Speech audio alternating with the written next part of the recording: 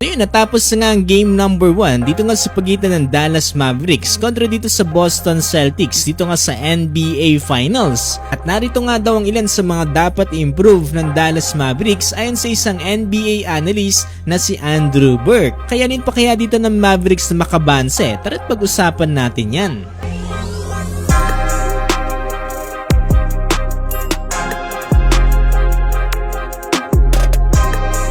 Tapos na yung game 1 pero kung napanood niyo yung video natin dito nga sa naging komento ni Magic Johnson dito sa magiging laban ng Mavericks at Boston Celtics ay tila nga ba perpekto impunto ang kanyang lahat ng sinabi dito sa kanyang social media account. Gaya nga doon ng ini-expect na kapag naging maalat ang isa dito kala Luka Doncic at Kyrie Irving ay tila nga ba daw medyo mahihirapan ng Mavericks dito nga na makarecover. Like nga daw dito sa Boston Celtics na kahit naging maalat dito sila Jason Tatum at Jaylen Brown ay tila nga ba daw kumpletos ricados dito ang Celtics na maaaring tumulong sa dalawang players na to. At yan nga mismo ang nangyari dito sa game number 1. Saktong-sakto, walang pagkakamali dito si Magic Johnson. Naging maalat dito si Kyrie Irving na kung saan nakapagtala lamang ng 12 points, shooting 6 out of 19. At ang mas malala pa niya, 0 out of 5 siya dito sa kanyang 3-point field goal.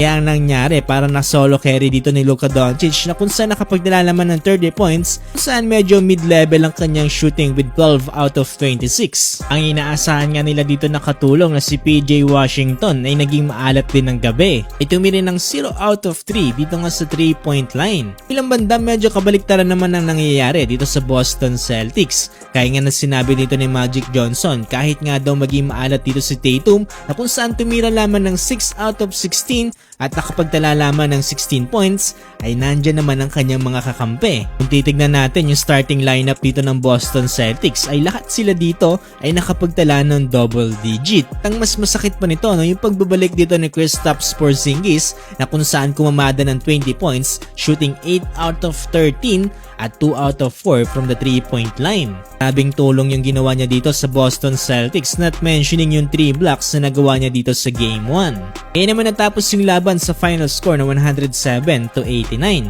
Pero narito nga ang ilan sa mga binanggit ng isang NBA analyst para nga daw magawang manalo dito ng Mavericks sa game number 2. Ang unang-unang dapat gawin nga daw dito ng Mavericks ay mag-start ng mabilis at iwasan ngang ma-left behind ng 10 points dito nga kontra sa Boston Celtics. Dahil throughout the game ay nag-aabol ng double digit ng Mavericks dito nga sa Boston Celtics na hindi magandang senyales para matalo ang Celtics. Naman sa game number 2 ay kinakailangan nilang mag-start ng mabilis para mapilitan ng Boston Celtics na gumamit ng forced timeout. Kapag nangyari daw yan ay magandang sign to para sa Mavericks. Dagdag pa niya ang mga dapat gawin daw dito ng Mavericks ay iikot ang bola at iwasan na wag masyado magkaroon ng mga ISO basketball.